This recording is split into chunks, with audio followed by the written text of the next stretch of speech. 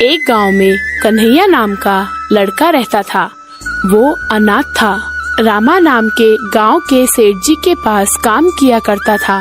भले ही कन्हैया घर के काम किया करता था, लेकिन उसे परिवार के सदस्य की तरह देखा जाता था। रामा सेठ जी के घर के पास एक छोटी झोपड़ी में रहता था। क्या रे कन्हैया, रात के समय कहाँ गया था? तेरे घर के पास आई थी, तू दिखा नहीं। कल रात को हमारे गांव के मंदिर के पास नाटक रखा था, वो देखने गया था माँ। क्यों, कुछ काम से आए थे क्या माँ? कुछ नहीं रे, सेठ जी ने कल तुझे पगार देने के लिए कहा था, इसीलिए आई थी। ठीक है, शाम को जाते समय पगार ले जाना। मुझे पैसों से क्या काम माँ, आप ही 2 वक्त का खाना दे रहे हो। रही कपड़ों की बात, जब सेठ जी शहर जाते हैं तब मेरे लिए लाते हैं, उससे मैं संतुष्ट हूँ। अगर नहीं लोगे तो कैसे चलेगा? ठीक है, जाकर सब्जी लेकर आ। तभी बाजार जाकर सब्जी लेकर आता है। वापस आते समय पहलवान मिलता है। क्या कन्हैया, कहाँ जाकर आ रहे हो? आजकल दिखाई नहीं देते। सेठ जी के घर के पास ही तो रहता हूँ, मुझे और क्या काम है बताओ। अगर कभी सेठ जी काम से शहर जाते हैं तो उनके साथ जाकर आता हूँ, उससे ज्यादा मुझे और क्या काम। वैसे पगार कितनी मिलती है तुझे? महीने के 50 सिक्के। मतलब तूने बहुत पैसे जमा कर रखे होंगे, तू थोड़ी ना खर्च करता होगा। पैसे छुपा कर रखने से अच्छा है मुझे 1000 सिक्के दे दे, समझा तू? बाप रे, 1000 सिक्के मैं नहीं दूंगा, मैंने जमा किए हुए पैसे हैं। मुझे बेकार में देने की जरूरत नहीं, मैं तुझे महीना खत्म होने से पहले 50 सिक्के ज्यादा दूंगा। क्या सच में 50 सिक्के ज्यादा दोगे? हाँ ठीक है, मैं कल सुबह आपको दे देता हूँ, मंदिर के पास आ जाना। तभी कन्हैया वहाँ से घर जाते समय, मुझे महीने भर की पगार 50 सिक्के है, ऊपर से पहलवान मुझे 50 सिक्के और ज्यादा देगा, यानी कि इस महीने में 100 सिक्के कमा लूंगा। अगर ऐसे ही कमाऊंगा तो एक दिन मैं भी जमींदार बन जाऊंगा। कितना अच्छा होगा ना, मैं भी अमीर बन जाऊंगा। ऐसा सोचकर वह घर जाता है। सब्जी की थैली माजी को देकर शाम के समय पगार लेकर घर चले जाता है। दूसरे दिन सुबह, इस समय पहलवान मंदिर के पास आ गया होगा। मेरे पास पूरे 1500 सिक्के हैं, इसमें से अगर 1000 सिक्के पहलवान को दूंगा तो मेरे पास 500 सिक्के रहेंगे। तभी वो मंदिर के पास पहुंचता है। तब पहलवान उससे कहता है, क्या हुआ कन्हैया, इतनी देर हो गई? तेरा बहुत देर से इंतजार कर रहा हूँ, पता है। घर के पास सभी काम खत्म करके आया हूँ, इसलिए देर हो गई। ये लो, आपने मांगे हुए 1000 सिक्के। मुझे महीना खत्म होने तक 50 सिक्के ज्यादा यहीं पर आकर वापस देने होंगे, ठीक है ना? तू फिक्र मत कर, महीना खत्म होने से पहले ही तुझे वापस लाकर दूंगा, ठीक है ना? तभी 1000 सिक्के पहलवान को देकर वापस घर की ओर लौटता है। तभी 6 महीने गुजर जाने के बाद, क्या रे कन्हैया, क्यों इतनी चिंता में है? क्या हुआ?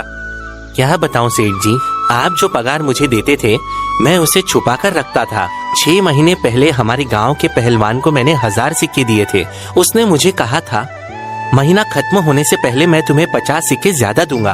अगर देखा जाए तो 50 सिक्कों को भी अगर छोड़ दें तो 1 सिक्का भी उसने मुझे वापस नहीं किया है सेठ जी। अगर उससे मैं कुछ कहने जाऊं तो वो मुझसे बहुत ज्यादा ताकतवर है, मुझ पर ही चिल्लाएगा सोचकर मुझे डर लग रहा है सेठ जी। मेरे मेहनत के सारे पैसे वो ले चुका है, मैं अब क्या करूं? आखिर तुझे दिमाग है या नहीं? जब उसने तुझसे कहा था 50 सिक्के ज्यादा दूंगा, तभी तुझे समझ जाना चाहिए था। अगर वो तुझे वापस देने वाला होता तो वो तुझे 50 सिक्के ज्यादा दूंगा नहीं कहता। ठीक है, दुखी मत हो, उसे बुलाकर मैं पूछता हूँ। तभी दूसरे दिन रामा सेठ पैसे के लिए पहलवान को बुलाता है। क्या रे पहलवान, मेरे कन्हैया के पास से 1000 सिक्के उधार लिए थे तूने, और ऊपर से 50 सिक्के ज्यादा दूंगा कहा था। पैसे वापस दे, 6 महीने हो गए, एक भी पैसा नहीं दिया। अरे मुझे पैसे मिलने में देर हो गई सेठ जी, इसलिए दे नहीं पाया। 2 महीनों में पूरे पैसे 50 सिक्कों के साथ दे दूंगा। ज्यादा नखरा मत कर तू, वो पैसे तो कभी के जुए में हार गया होगा। तू क्या करेगा मुझे नहीं मालूम, तुझे हफ्ते भर का समय देता हूँ, पूरे पैसे वापस लौटा दे, नहीं तो राजा जी के सामने ले जाकर तुझे कौन सी सजा देनी चाहिए मुझे पता है। ऐसा मत कीजिए सेठ जी, मैं आने वाले हफ्तों में पूरा पैसा लाकर दूंगा। तभी हफ्ता खत्म होने से पहले पहलवान पैसे लाकर दे देता है। फिर कन्हैया कहता है, सेठ जी बहुत बहुत धन्यवाद आपका, मेरा पैसा मुझे मिल गया। हाँ, अब आगे से सावधान रहना। ये सब छोड़, हमारे पास से धान खरीदने वाला सेठ आज आकर पैसे देने वाला था। चल शहर जाके आ। सर्दियों का समय था। पहाड़ों से घिरे एक छोटे से गांव में कड़कड़ाती ठंड पड़ रही थी। गांव के लोग अपने अपने घरों में गर्म कपड़ों और आग के सहारे ठंड से बचने की कोशिश कर रहे थे। यहाँ के गांव के लोग हर साल सर्दियों में कठिनाइयों का सामना करते थे, लेकिन इस बार ठंड बहुत ज्यादा थी और बर्फबारी हो रही थी। उसी गांव के बाहर एक साधु रहते थे। उनकी कुटिया बहुत साधारण थी, जिसे उन्होंने खुद लकड़ी और पत्तों से बनाए थे। गांव के लोग कभी कभी उनके पास जाते थे, लेकिन इस बार ठंड के कारण सबने उनसे दूरी बना ली थी।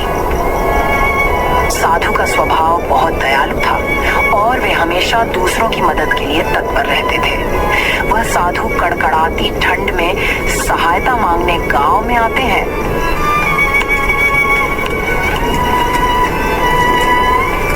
सुनो पुत्र, यह ठंड बहुत कठोर है। मेरी कुटिया में आग जलाने का कोई साधन नहीं है। अगर आप सभी थोड़ी मदद करें, मुझे थोड़ा खाना या कोई पुराना गर्म कपड़ा दे दो, तो मैं यह ठंड सहन कर सकता हूँ।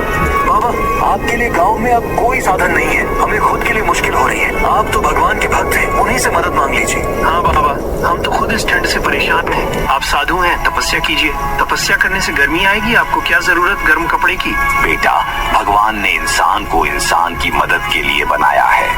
अगर आप एक दूसरे की मदद नहीं करेंगे तो यह जीवन किस काम का है? कृपया मुझे पुराने ही सही, पर मुझे गर्म कपड़े दे दो। साधु के लाख कहने पर उनकी कोई मदद नहीं करता। गांव वालों पर साधु की बातों का कोई असर नहीं हुआ।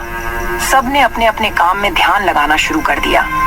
साधु निराश होकर अपनी कुटिया लौट जाते हैं। उनकी कुटिया में बहुत ठंड थी। उन्होंने ध्यान लगाने की कोशिश की, लेकिन ठंड इतनी अधिक थी कि उनका शरीर ठंड से जकड़ने लगा था। उनके पास केवल एक पतला चादर था, जो ठंड से बचाने में असमर्थ था। किसी तरह वह दिन गुजारते हैं, लेकिन रात को ठंड और बढ़ गई। हवा के साथ बर्फीली बूंदें गिरने लगीं। साधु ने अपने आखिरी समय में प्रार्थना किया, हे भगवान, इन गांव वालों को सद्बुद्धि देना। मैं तो आपके पास आ रहा हूँ। साधु महाराज इतना कहकर ठंड के कारण मर जाते हैं।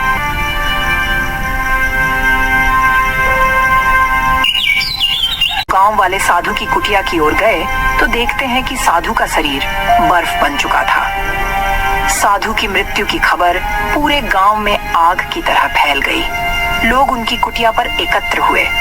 उनके शरीर को देखकर सभी बहुत दुखी हुए। हमें साधु महाराज की मदद करनी चाहिए थी। वह तो भगवान के भक्त थे। हमने उन्हें अकेला मरने के लिए छोड़ दिया। हमने साधु महाराज के बारे में जरा भी नहीं सोचा।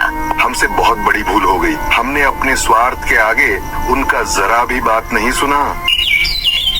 साधु की मृत्यु के बाद गांव में अजीब घटनाएं होने लगी। ठंड और भी भयानक हो गई। बर्फ गिरने लगा और ठंड से सभी का हालत खराब होने लगी। आसमान में बादल छा गए। कड़ाके की ठंड ने गांव वालों की जिंदगी थाम दी थी। बर्फीली हवाओं ने जैसे हर किसी को घर में कैद कर दिया था।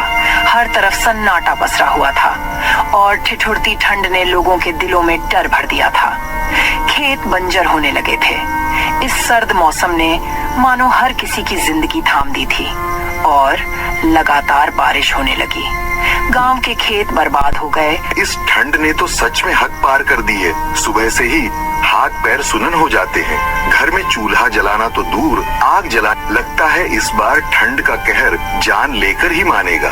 दूसरी तरफ एक बूढ़ा आदमी अपनी बेटी जूली के साथ रहता था।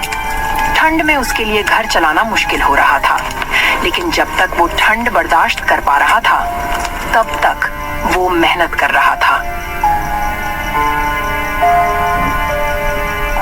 पिताजी, इतनी ठंड में आप खेत क्यों जाते हैं? देखिए ना, आपका चेहरा लाल हो गया है और हाथ पैर भी ठिठुर गए हैं। अगर आप बीमार पड़ गए तो हमारा क्या होगा?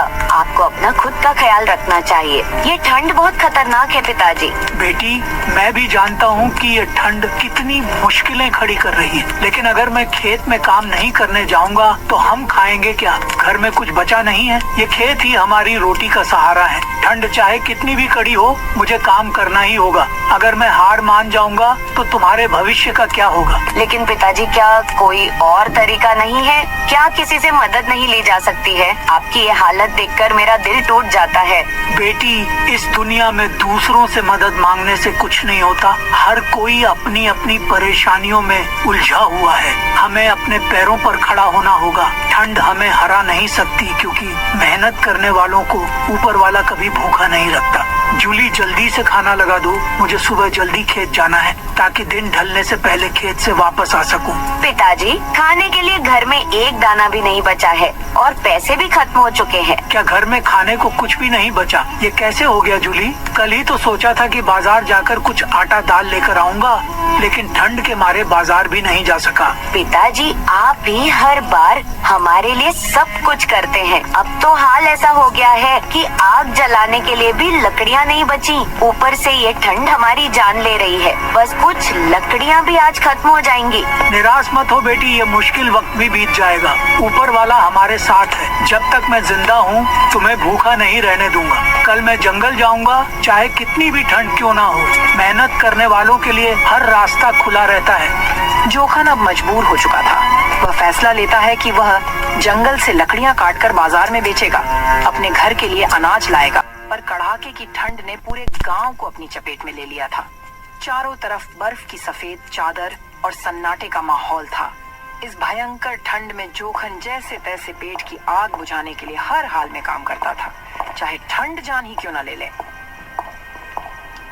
हे ऊपर वाले, ठंड तो जानलेवा हो रही है, पर अगर लकड़ियां नहीं काटूंगा तो घर में चूल्हा कैसे जलेगा? खेत के सहारे रहूंगा तो हम बाप बेटी भूख से मर जाएंगे, क्योंकि खेत में अनाज अभी तैयार नहीं हुआ है। ये ठंड मेरी मेहनत का इम्तिहान ले रही है। जोखन लकड़ी काटने की बहुत कोशिश करता, लेकिन ठंड और बर्फ के ओले इतना गिर रहा था कि मानो आदमी की जान ही चली जाए। जोखन ठंड से हार मानकर वापस घर लौट आया। ठंड ने उसकी हिम्मत को झकझोर दिया था। जूली, आज मेरी हिम्मत नहीं हो रही है। ठंड इतनी बढ़ गई है कि लकड़ी काटने का भी मन नहीं कर रहा। पिताजी, तो आप क्या करेंगे अब? मुझे तो कुछ समझ नहीं आ रहा है। कल फिर से जंगल जाऊंगा, लेकिन आज के लिए मुझे सेठ धनराज से कुछ पैसे उधार लेने होंगे। पिताजी, आप ये क्या कह रहे हैं? सेठ धनराज? वह तो बहुत दुष्ट किस्म का सेठ है। आपने देखा नहीं, कुछ दिन पहले एक साधु उसके पास आए थे मदद मांगने, लेकिन वह उनकी मदद नहीं की और उनका मजाक बना के उन्हें अपने दरवाजा से भगा दिया था। और कोई गांव वाला उनकी मदद नहीं की, जिसके कारण साधु की मृत्यु हो गई थी। इस दुनिया में कोई किसी का नहीं होता। हाँ बेटी, तुम सही कह रही हो, मगर मेरे पास और कोई उपाय भी तो नहीं। तुम सही कह रही हो, मगर मेरे पास और कोई उपाय भी तो नहीं है। दिन ब दिन बढ़ती ठंड ने उसकी हिम्मत तोड़ दी थी। जंगल की ओर जाने का उसका इरादा तो था, लेकिन जैसे ही वह वहां पहुंचा, ठंड ने उसे ऐसा झकझोरा कि लकड़ी काटना तो दूर, वहां खड़ा रहना भी मुश्किल हो गया था। अपनी बेटी का पेट भरने के लिए जोखन सेठ धनराज के पास जाता है।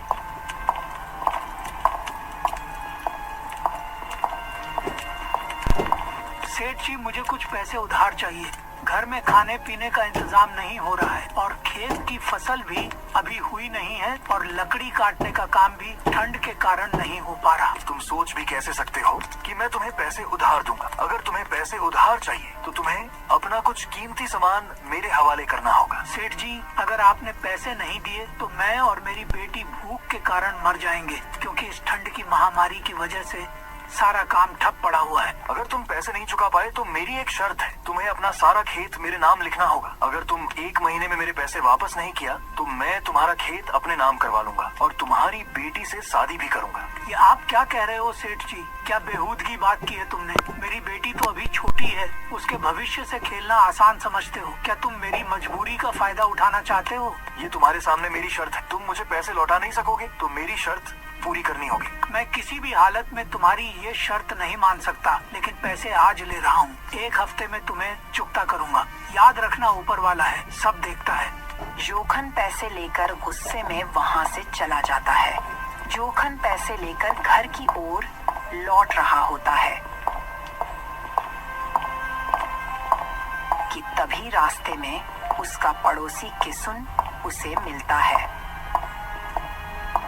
जोखन भाई, क्या हाल है? बड़ी जल्द में हो, कहीं जा रहे हो क्या?